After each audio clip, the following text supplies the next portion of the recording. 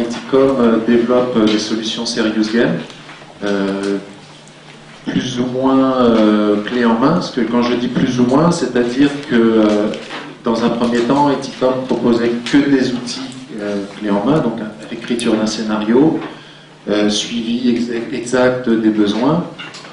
Et pour se faciliter la vie, nous avons créé un petit logiciel pour que ce soit plus simple, pour que ça aille plus vite, pour qu'on perde moins d'informations.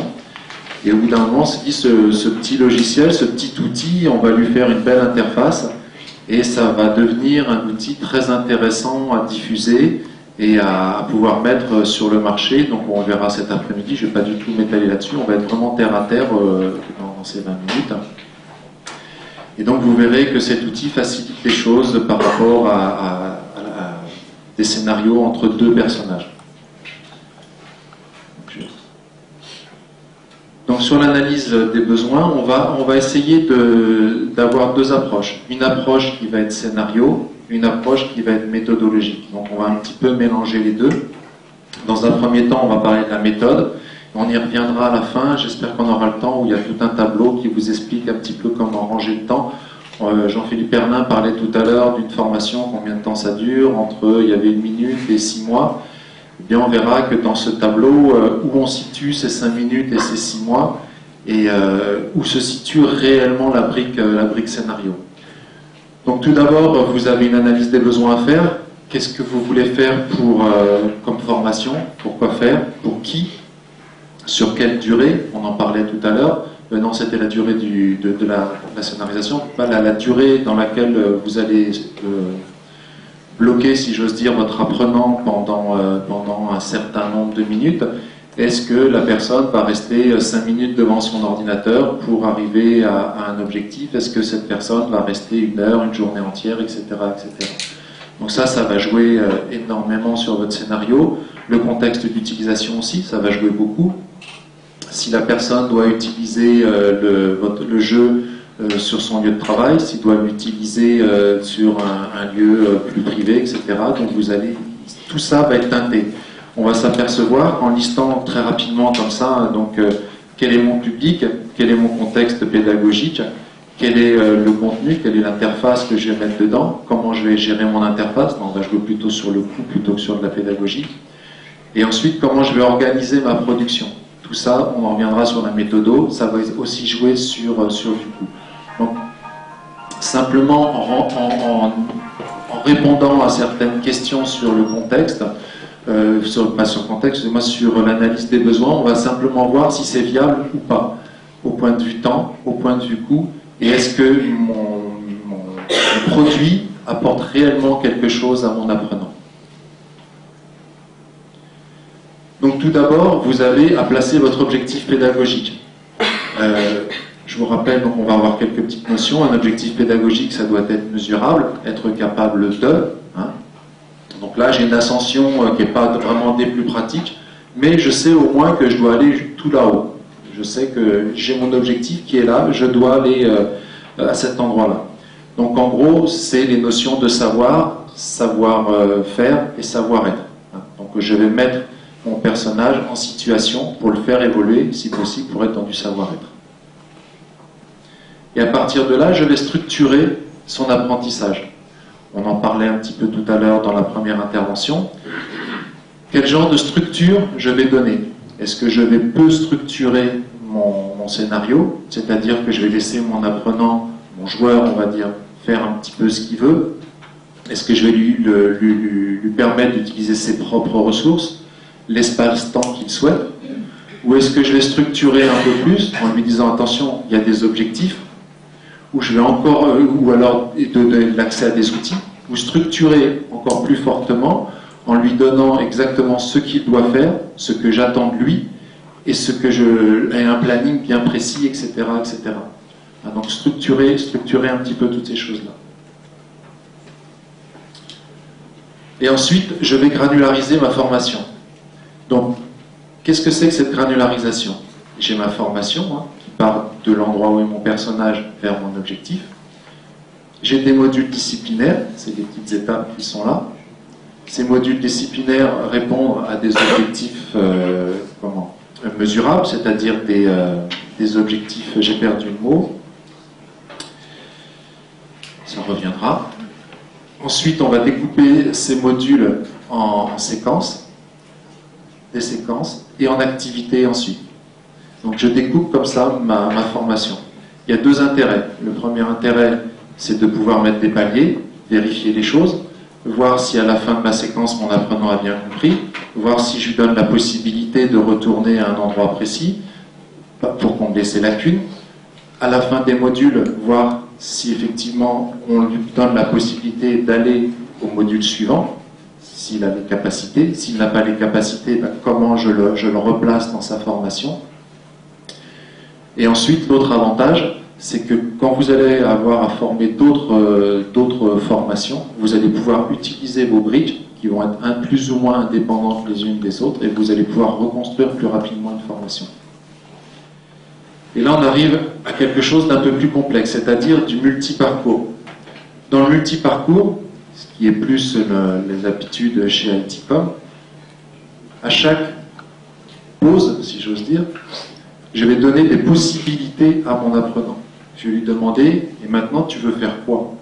Tu veux faire quoi en termes de quoi? En termes de réponse, on est basé sur du dialogue. Qu'est-ce que tu veux répondre à la personne qui est en face de toi? Quelle attitude tu veux avoir par rapport à la personne qui est en face de toi? Donc on va structurer entièrement le scénario de cette façon-là. On va pouvoir rajouter une multitude de choses. Est-ce que je prépare la personne au tout début? Est-ce que je lui donne des documents de mise en situation pour lui dire, par exemple, eh bien voilà, vous avez un entretien à faire par rapport à une personne que vous allez recevoir. Est-ce que je vous donne la possibilité de voir quel est le profil de cette personne, quel est son vécu dans la société, etc., etc. Ou alors, je dois aller rencontrer une entreprise, eh bien, je prépare mon rendez-vous à l'avance, je vais voir ce que fait cette entreprise, quels sont ses chiffres, etc., etc. Donc je vais mettre mon apprenant en situation.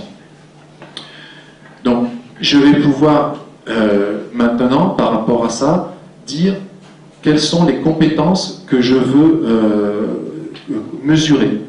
Donc suivant le parcours de mon apprenant, je vais dire, ben voilà, je vais voir telle compétence ou telle compétence. J'ai pris quelques exemples. Admettons, par rapport à un entretien, je veux vérifier que la personne doit être à l'écoute. Est-ce qu'elle est à l'écoute? Est-ce qu'elle est directive? Est-ce qu'elle sait expliquer clairement les choses? Donc j'ai commencé à imaginer mon scénario, je sais sur quoi je veux l'évaluer, quels sont les axes d'évaluation que je vais faire, et maintenant je vais mettre en route mon scénario. Donc j'ai mon scénario de mise en situation, donc j'ai mes deux personnages qui sont là, et je vais commencer à écrire les dialogues. Donc en règle générale, quand on écrit les dialogues, on commence par le dialogue le plus parfait, celui où tout va bien se passer, où toutes les compétences sont mises en route, où tout est parfait. En règle générale, tout de suite, presque par jeu, on va faire le catastrophe, celui où tout se passe mal. Et comme on est des gens bien, en règle générale, on imagine tout de suite un troisième scénario où il y a un petit peu des deux, il se rattrape un petit peu. Là, on parle de scénario très simple. J'ai trois lignes distinctes. Et ensuite, je vais faire des liens entre ces trois lignes-là. Donc, je vais donner la possibilité à mon joueur, soit s'il est sur un bon parcours, de faire des erreurs et de se casser la figure, ou à l'inverse, s'il est dans un parcours catastrophique, de se bonifier, d'arranger, de le mettre dans des situations pour de lui dire eh oh, tu vois ce que tu es en train de faire, il faudrait peut-être un petit peu réagir. Donc, je vais lui donner la possibilité de s'améliorer comme ça. Je peux également jouer sur un scénario où je vais avoir un axe de scénario où la personne va expliquer clairement les choses, un axe de scénario où la personne va être très technique, donc difficile à comprendre, et un axe où peut-être elle va donner que des résultats. Elle va balancer des résultats et elle va avancer comme ça. Donc par rapport à ça, je vais pouvoir aussi jouer sur mes scénarios et évaluer les comportements de mon joueur. On peut imaginer également un scénario avec qu'est-ce que vous voulez faire au départ? Je vais faire un entretien. Est-ce que vous voulez faire un entretien avec une personne qui est relativement à l'écoute de ce que vous êtes en train de lui dire? Est-ce que vous voulez faire un scénario avec une personne qui est complètement à l'opposé, rébarbative et tout de suite bornée? Voilà. Vous allez pouvoir choisir ce genre de choses. Ce que je veux vous dire par là, c'est qu'assez rapidement, on s'aperçoit que faire le scénario, c'est pas si compliqué que ça. Par contre, ce qui va être compliqué, c'est d'être pertinent dans la mise en situation et d'être pertinent sur les axes d'évaluation. Donc dans tous les cas, vous aurez besoin d'avoir un expert auprès de vous, à moins que vous ayez vous-même cette expertise, mais vous allez avoir besoin d'avoir un expert auprès de vous qui va vous dire « Attends, c'est pas comme ça que ça se passe ». Dans la réalité des choses, donc j'ai en tête un scénario que j'ai écrit il n'y a pas très longtemps, sur des entretiens de départ en ressources humaines, où on expliquait, ben écoute, c'est pas trop comme ça que ça se passe, faut être beaucoup plus doux, faut être moins ferme, faut être plus comme ci, plus comme ça, et donc on a réécrit le scénario, une partie du scénario, parce que par jeu, on était un petit peu abrupt avec la personne. Donc on a besoin d'avoir un expert qui est là, et surtout pour les axes de compétences à analyser. C'est quelque chose de... ça évite de se mettre dedans. Donc on va prendre un petit exemple. J'ai là un petit dialogue, je sais pas arriver, où vous avez deux personnes qui discutent ensemble. Donc vous avez le joueur et le non-joueur. Le joueur vous dit nous souhaitons repositionner la société par rapport à ses concurrents. Le non-joueur qui est là, qui est en entretien, demande pour quelle raison. Et on lui explique que voilà, le marché bouge et que les choses évoluent, que voilà, si on veut rester compétitif, il faudrait peut-être se repositionner, se recaler correctement. Et là, je donne trois propositions de réponse. La première proposition, où le joueur dit « Que pensez-vous de cette situation ?» La deuxième, où il dit « Je vais vous expliquer nos points de décalage. » Et vous en savez assez, on va tout de suite voir la stratégie. Ce que je peux dire, c'est que sur ces réponses-là, par rapport aux axes d'analyse, puisque c'est ce dont on est en train de parler, sur la première proposition, on peut penser que la personne va gagner des points sur sa capacité d'écoute, puisqu'il va demander à l'autre personne comment vous voyez ça. Donc il va gagner des points sur cette capacité d'écoute. Par contre, il va perdre des points sur la conduite de la discussion, parce que d'un seul coup, on est plus sûr qu'il va maîtriser correctement la discussion. Donc on verra par le scénario, le petit bout de scène qui va être juste après, s'il rattrape son coup ou pas. Mais en tout cas, il n'est pas évident qu'il continue comme ça. Si on prend le deuxième point, je ne l'ai pas noté, on peut le faire en interactif. Je vais vous expliquer nos points de décalage. On peut penser qu'il est toujours à l'écoute, puisqu'il va quand même expliquer les choses. Il continue à conduire la discussion, donc il n'est pas si mal que ça, à vrai dire. Au moins que vous ne soyez pas d'accord avec moi. Et sur le troisième point, eh bien, il n'est pas du tout à l'écoute de la personne. Il balance tout de suite la stratégie. Et par contre, il est fortement dans la conduite de la réunion. Donc vous voyez, c'est juste un tout petit morceau de rien du tout. Et rien qu'avec ce petit morceau-là, on peut déjà commencer à imaginer des choses. On voyait l'image juste avant, si je reviens quelques instants en arrière. Voilà, mes personnages qui sont là. Donc j'ai mon personnage, on est à la place du personnage joueur. Quand le personnage joueur va parler, on va changer de caméra, etc., etc. On va pouvoir jouer également sur des attitudes, sur des intonations de voix, bien entendu, puisque il y a des voix derrière, ça parle. On va pouvoir jouer sur des intonations de voix qui vont donner du sentiment, si la personne est mal à l'aise, si elle est énervée, etc. Et on va pouvoir jouer sur de la gestuelle aussi. Là, on voyait le personnage féminin qui passait la main dans ses cheveux. Si je me rappelle bien, c'est une attitude où elle est mal à l'aise. Et là, on vient de lui dire quelque chose, elle se sent mal, elle passe la main dans les cheveux, elle essaye. On va pouvoir jouer sur ces attitudes-là dans le scénario. L'objectif est de mettre la personne dans la situation la plus réelle possible. C'est pour ça qu'on parlait d'expertise juste avant. Et qu'est-ce que je vais faire ensuite de ces résultats? J'ai mes axes d'analyse qui sont là. Donc à la fin du jeu, j'ai mes axes d'analyse qui sont positionnés ici. Plus ou moins, tout est tiré suivant les points qu'il a gagnés ou perdus. Et qu'est-ce que je vais faire de ça? Est-ce que je vais utiliser cette analyse pour pouvoir le repositionner, comme on disait tout à l'heure, par rapport à des manques de compétences qu'il a, où je vais lui apporter des solutions. Est-ce que je vais simplement, on voit qu'il y a des dates qui sont en haut, le faire jouer plusieurs fois et qu'on puisse analyser une évolution, ou alors faire jouer plusieurs joueurs d'une même salle, et pour pouvoir se dire, bah, en face de moi, la couleur que j'ai, si j'ose dire, dans la salle, elle est plutôt ça, et ça va orienter mon cours. On va en parler tout à l'heure dans les scénarios d'usage. Est-ce que je vais utiliser ça en test de positionnement? Donc j'analyse et ensuite je donne tout un parcours à mon apprenant. Donc vous voyez, il peut y avoir plein de possibilités par rapport à qu'est-ce que je fais de ça. Est-ce que ça va être de la certification, tout simplement? Je pense que la personne, avec le score qu'il a là, eh bien, peut prétendre à être certifiée sur tel critère, et elle reçoit le papier de certification comme quand on fait une formation, peu importe laquelle. Maintenant, comment je vais utiliser mon scénario? Comment je vais utiliser mon jeu? Je peux très bien l'utiliser en prérequis. Comme je vous le disais tout à l'heure, je vais pouvoir voir quelle est la couleur du public que j'ai en face de moi. Et du coup, au moment du présentiel, je vais pouvoir réagir, orienter mon cours présentiel par rapport à ce que j'ai devant moi, les gens qui sont devant moi. Donc je vais pouvoir repasser les fondamentaux s'ils n'y sont pas. Je vais pouvoir les faire jouer après le présentiel, à titre d'évaluation par exemple, on en parlait juste à l'instant, ou alors, pour le cours suivant, me dire, ok, le cours suivant c'est une étape de plus, mais il faudrait peut-être que je revienne sur quelques notions qui sont fondamentales, et je vois par rapport au jeu qu'ils viennent de faire, que ces notions ne sont pas passées, et je reviens un moment dessus.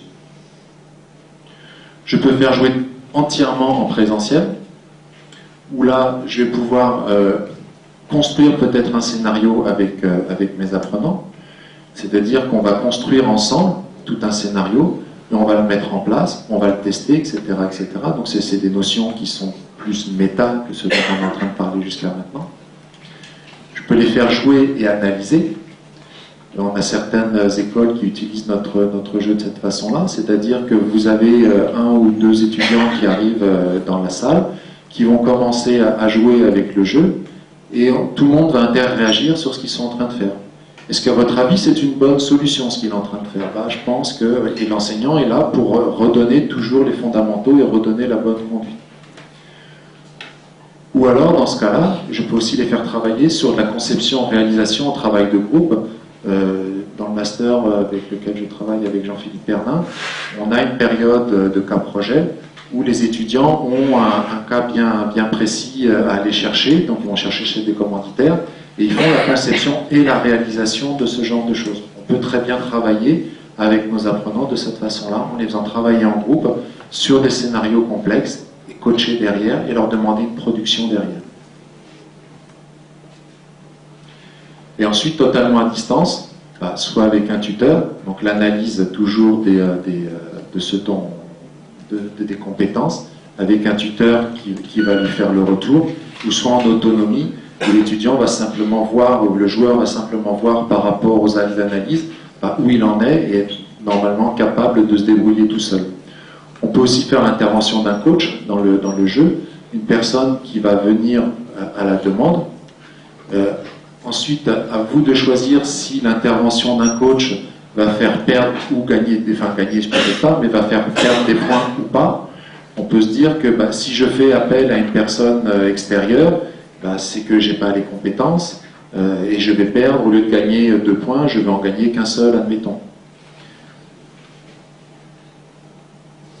Et voilà sur quoi je voulais finir, sur le cheminement d'une pensée depuis le début de l'appel d'offres jusqu'à la livraison. On ne va pas tout prendre, bien entendu.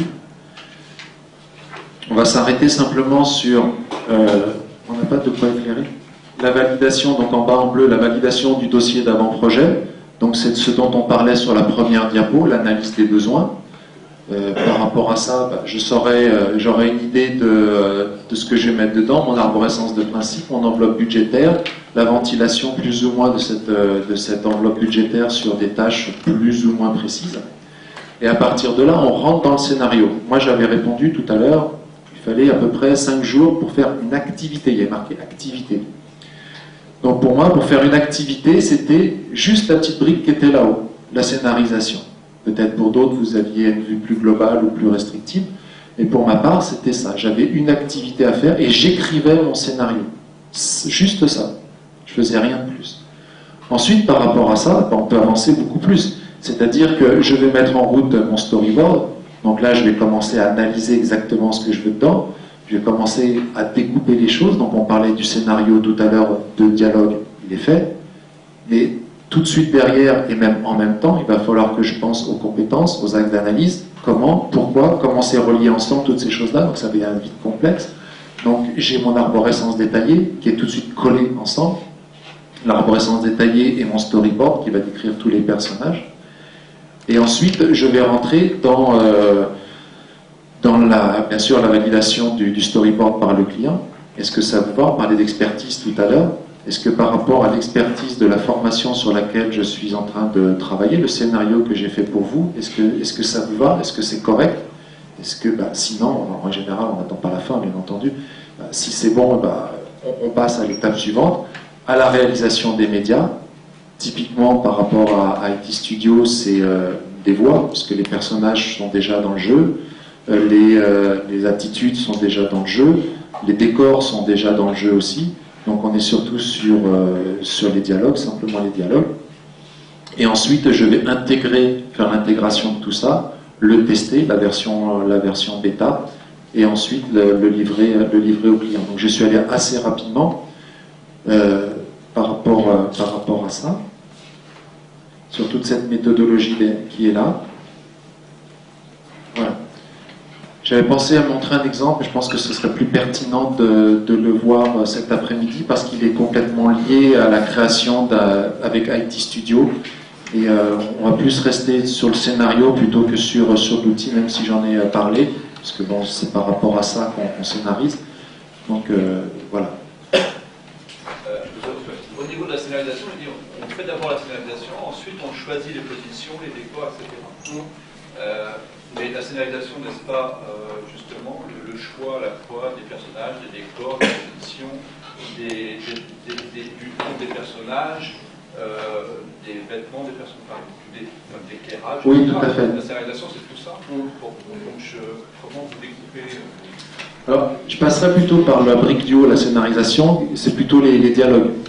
Comment je vais positionner mes dialogues, quelles sont les interactions que je vais mettre en place, tout le cheminement en fin de compte. Ce que vous appelez scénarisation, en fait, c'est l'écriture du texte. Exactement. En gros, l'idée qui est là derrière, c'est j'incarne une idée. J'ai du texte, au kilomètre, on va presque dire, et à partir de ce texte au kilomètre, je vais commencer à découper la granularisation dont on parlait tout à l'heure. La structure dont on parlait, la structure du scénario, elle est dans mon écriture. Comment je vais tenir la main de mon apprenant? Est-ce que je lui tiens déjà? Et si je lui tiens, de quelle façon? L'écriture au kilomètre. Et dès l'instant où je commence à faire le storyboard et l'arborescence détaillée, là je découpe en petits morceaux. Donc l'arborescence détaillée, je découpe en petits morceaux. La toute petite scène qu'on a vue tout à l'heure, c'est typiquement ça. Et le storyboard va me dire qu'est-ce qu'il y a dans cette scène. Donc quel est le décor, quels sont mes personnages, quelles sont leurs attitudes. Voilà. C'est à ce moment-là que ça va se positionner. Ça répond à votre question? Oui, mais c'est une définition totalement différente de la scénarisation telle qu'on peut l'employer au cinéma ou dans l'audiovisuel. Alors, c'est vrai que la façon dont je vous le montre, c'est l'un après l'autre. Mais c'est pas réellement comme ça que ça se passe. C'est-à-dire qu'il y a des fortes interactions entre... En gros, vous avez les colonnes qui sont là. La première étape, la deuxième étape, la troisième et la quatrième. C'est quelque chose... voilà, on peut dire qu'il y a 4 étapes. Et encore, la dernière étape, elle est plus sur du recettage. Mais vous avez 4 étapes qui sont là. Et tout ce qui se passe dans l'étape 2, qui est la plus grande, ça s'inter un peu réaction de tout le travail qui est fait. Je voudrais juste faire remarquer une petite chose qui paraît anodine mais qui ne l'est pas, c'est que la flèche de conception, la flèche du haut, est beaucoup plus grande que la flèche de production. Ça veut dire qu'on passe plus de temps à réfléchir qu'à faire. C'est tout simplement ça. Donc c'est une notion par rapport au temps dont on parlait tout à l'heure dans la première intervention. c'est quelque chose qui est à prendre en compte. C'est-à-dire que tout le temps de réflexion, le temps d'expertise, le temps d'écriture, etc., c'est un temps qui n'est absolument pas négligeable. Une fois que le storyboard est bordé, qu'on sait exactement ce qu'on veut, il n'y a plus qu'à. Et il n'y a plus qu'à, ça va être compliqué suivant la technologie que vous allez utiliser. Si vous avez une technologie qui est relativement simple, c'est le but d'IT Studio, c'est réduit au minimum ce genre de choses. Dans votre intervention, vous avez parlé des objectifs pédagogiques, qui étaient engagés. On ne voit pas très bien dans ce schéma-là tous les objectifs internet, puisqu'on démarre avec une scénarisation, vous décrivez le texte. Donc, entre l'appel d'offres, le fait d'avoir le contrat, et puis démarrer dans la scénarisation. Donc c'est dans votre scénario que vous allez retrouver ça, c'est-à-dire que dans mon scénario, je pense déjà à mes axes. Je pense déjà à les chemins dont je parlais tout à l'heure, des chemins qui sont plus ou moins positifs, plus ou moins négatifs, l'interaction entre ces chemins. Qu'est-ce que je vais analyser aussi? Ça ne sert à rien de mettre une proposition si j'ai aucune analyse à mettre dessus. Donc dans mon écriture, je vais avoir tout ça dans ma tête avant. C'est pour ça que dans ma présentation, j'ai parlé un peu de la granularisation, de l'objectif, avant de parler de la scénarisation, avant de vous montrer un petit exemple. Parce que tout ça, je le prends en compte, et c'est dans mon écriture. Au moment de l'écriture, ça ressort.